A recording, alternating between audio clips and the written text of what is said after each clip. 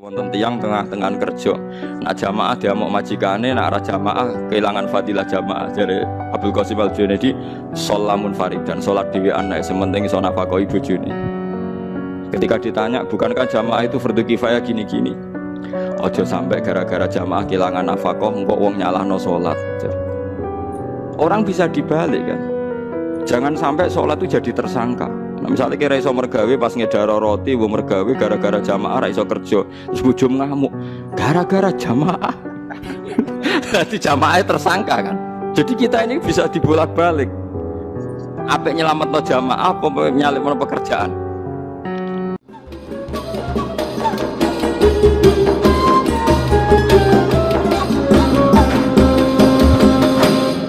Suatu saat Nabi ngaji tenan mulang teng teras masjid. Ya Nabi Muhammad nih, buat nirmo kiai Nabi tenan.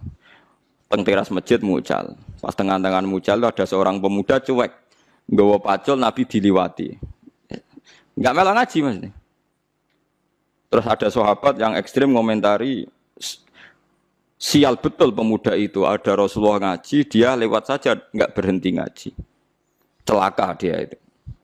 Nabi dengar si pemuda tadi dikomentari sahabat yang ngaji, kata Nabi la taqulu hakadha, kamu jangan komentar demikian. Dia itu bisa saja kerja untuk iffah supaya tidak minta-minta orang, itu sunnah saya.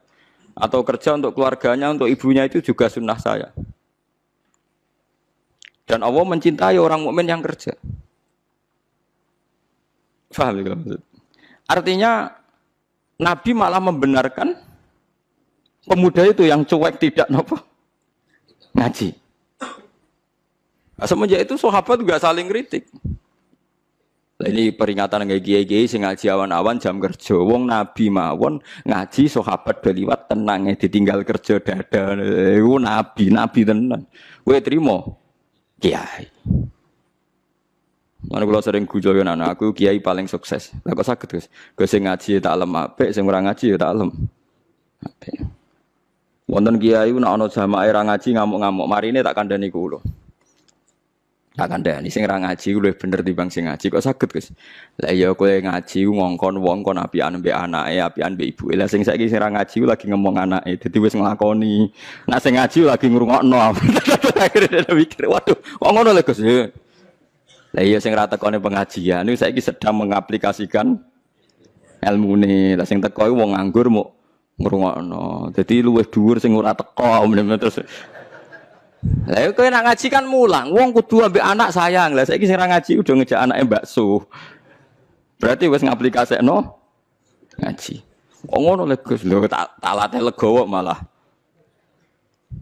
Dadi kiai sing legowo, paham ya, sing dadi kiai sing napa legowo. Lah yang dianteni Islam tuh maksiat, kecuali sing ora ngaji krana demenan.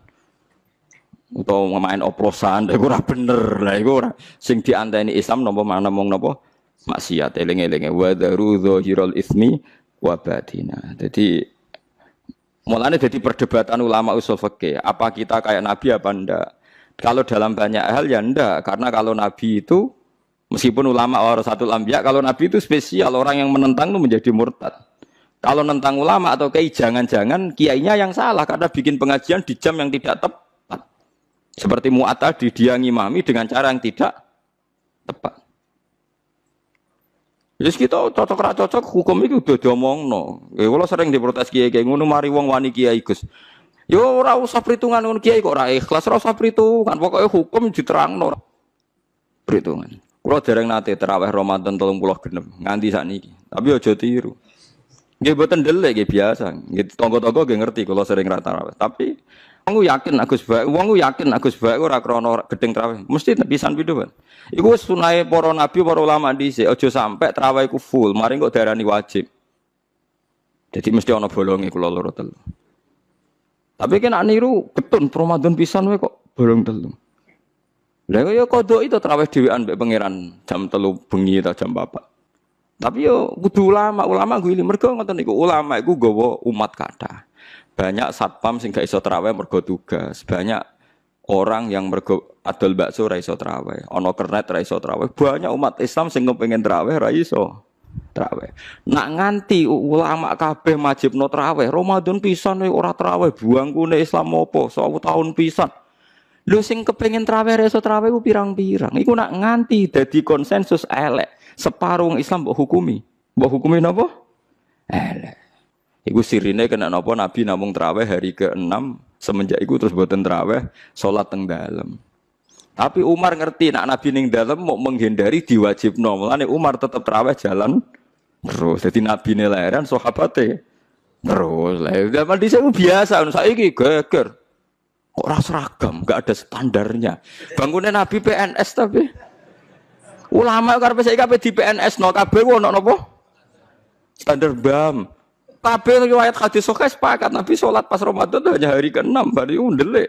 Terus Sayyidah Aisyah ngomentari sesungguhnya Rasulullah itu mencintai amal itu, tapi beliau meninggalkan karena takut dianggap fardu, dianggap wajib. Paham sih kalau maksudnya? Terus ini peringatan nggih kula jenengan, aja geman gawe ukuran pribadi. Nggih gawe ukuran apa? Pribadi. Mulane dawuh hikam wong iku ngukumi iku mergo kliru nafsune. Mulane cara hikam itu mau kitab hikam ngritik wong medhit mboten enten. Sak huruf ora tau wong medhit disalahno ning hikam. Mergo cara ilmu tasawuf medhit iku ora ono. Sing ana iku tomak. Kowe iso ngukumi medhit wong sing kira tomak. Misale kula mbek Ruhin gak tomak blas, terus Ruhin gak ngekeki kula, ora tak hukumi medhit. Mergo kula ora duwe tomak. Dadi kowe ngukumi wong liya medhit iku ngenteni kowe ngukumi tomak. Berhubung tomak kecewa darani medhit. Nah kira kepentingan kan ora bocah wayu mlete sombong. Kowe ra kepentingan seneng kan gak darani sombong. Barang kowe kepengin entuk perhatian ra takoki kowe, wah sombong, roh aku ra takok. Lah nek ra kepentingan, kowe wong ayu-ayu ning Jakarta kira kenal lalu lalang liwat ra takok kan gak masalah. Karena Anda tidak punya kepentingan. Mulane cara tasawuf sing ngerusak hukum iku nafsu, termasuk ngukumi wong liya medhit ya mergo dhe nafsu.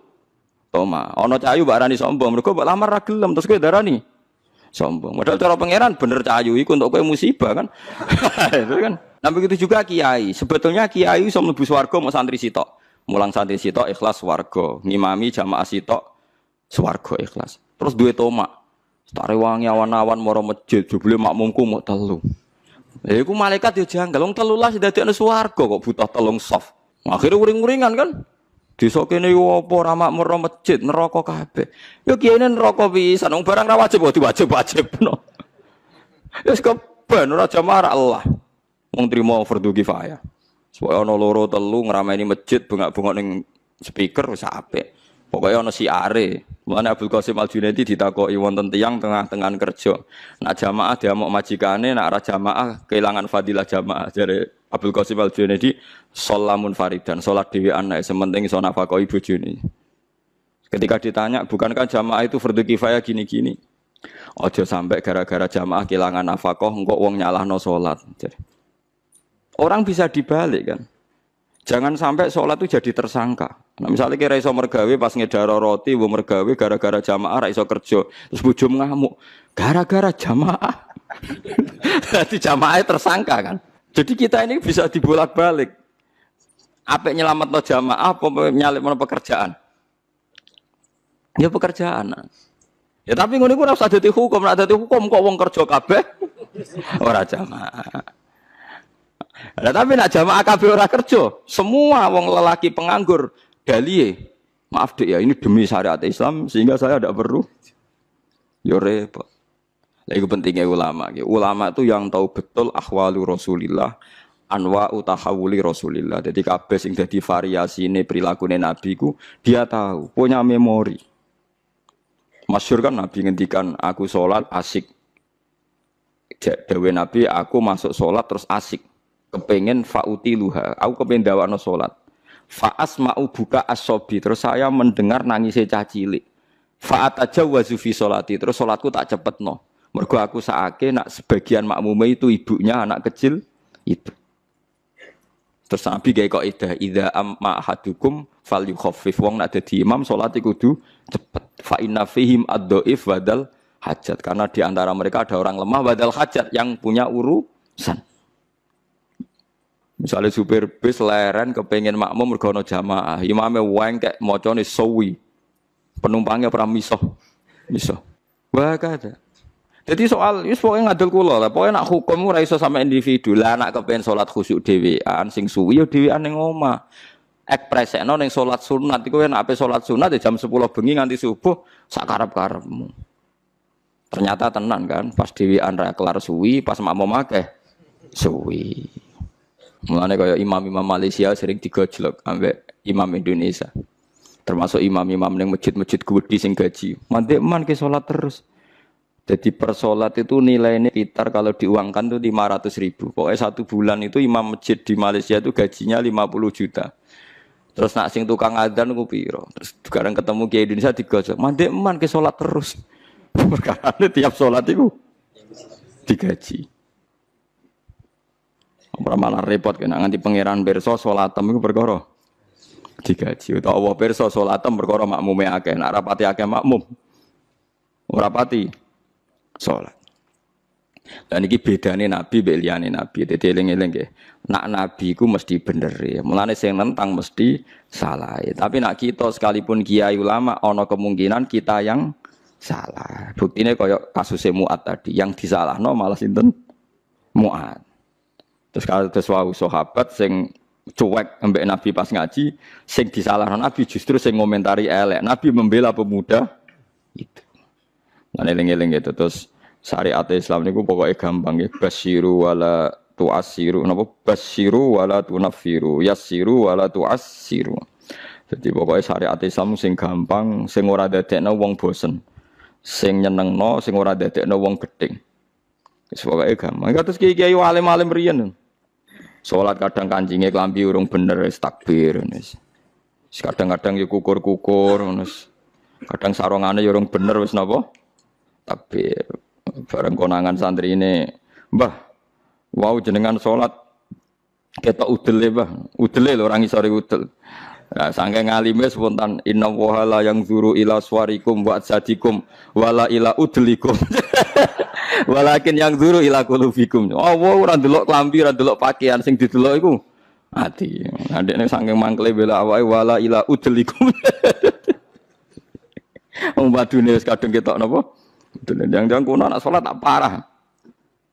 Kalau riyen sering makmum kiai-kiai sing lugu-lugu ngoten urung dikancingno ya takbir. Nak sholat itu ora doyani wis gak meyakinkan carane sholat. Sholat itu mboten napa? Meyakinkan. Ya tapi diange ikhlas. Timbang semeyakinkan tapi mboten napa? Ikhlas. Awang mboten delok penampilan tapi delok napa? Ikhlas. Pemene nak fasae mergo order. Oh, semalah. Dieling-eling gitu. Terus kita niku kudu ngaji mbek ulama. Dadi ojo sampai barang ora wajib ku dianggap napa? Wajib. Mulane masyhur Imam Syafi'i nek ana salat jenazah kok sing teko akeh dekne ra teko. Angger takoki kok mboten teko sing teko wis akeh. Nek wong ra teko dekne teko. Pokoke dekne pantangan ana barang ora wajib kok dikira napa? Wajib. Dadi iku tugas ulama. Kok nak mboten ngoten nggih sakit. Misale traweh kabeh kiai ulama komentar betapa pentingnya traweh. Berapa saudara kita muslim sing ra iso traweh karena profesi pekerjaan, dia satpam, takut majikan. Dia tukang jaga toko. Dan mereka menjaga toko macam-macam demi syariat Nabi ora nyolong. Coba orang yang jaga toko itu kan ingin nafkahi keluarganya tanpa mencuri, tanpa tomak, tanpa minta-minta. Iku ajarane sapa? Kanjeng Nabi. Hanya karena gak traweh mbok komentari.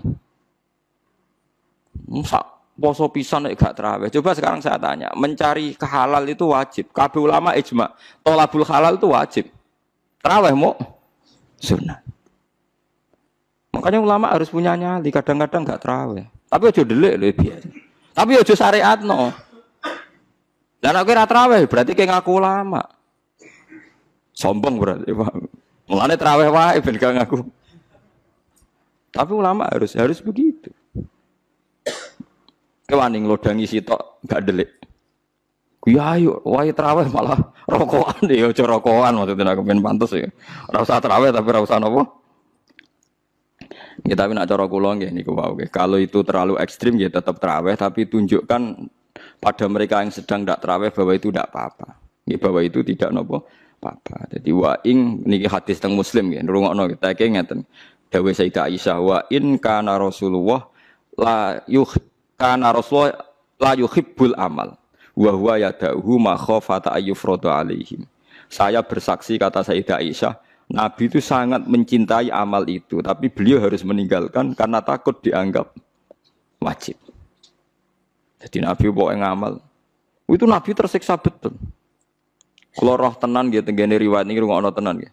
Suatu saat Nabi itu masuk Ka'bah, nggih Ka'bah sing kondang sing keramat ya. Masuk Ka'bah, beliau itu senang sekali masuk Ka'bah. Senang sekali, sangat senang habis haji karena lama sekali Ka'bah dikuasai orang musyrik. Terus ketika beliau menguasai Ka'bah, kunci diminta dari Utsman bin Tulkah Al-Hajabi itu. Diminta Ali terus dibukakan. Terus Nabi asik sekali, happy sekali beliau masuk Ka'bah, ditemani Bilal terus sholat di depan Ka'bah. Sholat di dalam Ka'bah. Corong Jawa kaul, saking kaulin Nabi ku sholat di jero napa? Ketok ceria gitu, ketok asik. Tapi setelah keluar dari Ka'bah, Nabi kelihatan tersiksa, hazinan, kelihatan tersiksa sekali. Ya aluhul Ka'bah, kelihatan tersiksa sekali. Terus ditanya sama Aisyah, ya Rasulullah, saat tadi melihat engkau begitu ceria, begitu happy, mau masuk Ka'bah. Setelah keluar dari Ka'bah, kenapa engkau kecewa? Kenapa engkau kelihatan sedih? Ya Aisyah, saya ini getun, aku itu getun mau sholat mlebu Ka'bah. Nak nganti umatku nganggep iku sunat utawa penting, terus maksa mlebu Ka'bah repot. Piye iki jajal? Mulane kabeh ulama akhirnya ada banyak ulama mengatakan mlebu Ka'bah gak sunat. Mergo Nabi getun. Oh ya ono ulama sebenarnya ayo guys. Ayo delok ning takbir kitab sing gede-gede mlebu salat jero Ka'bah gak sunat. Mergo Nabi getun. Saiki dienggo kebanggaan pejabat-pejabat iso salat jero Ka'bah. Tetep ae tangkep KPK. Kulo seneng ngoten niku ben gak melete. Musuhane mlebu Ka'bah mergo pejabat ae tetep mulai tangkep apa? KPK. Nggih, saya kira demikian. Assalamualaikum warahmatullahi wabarakatuh.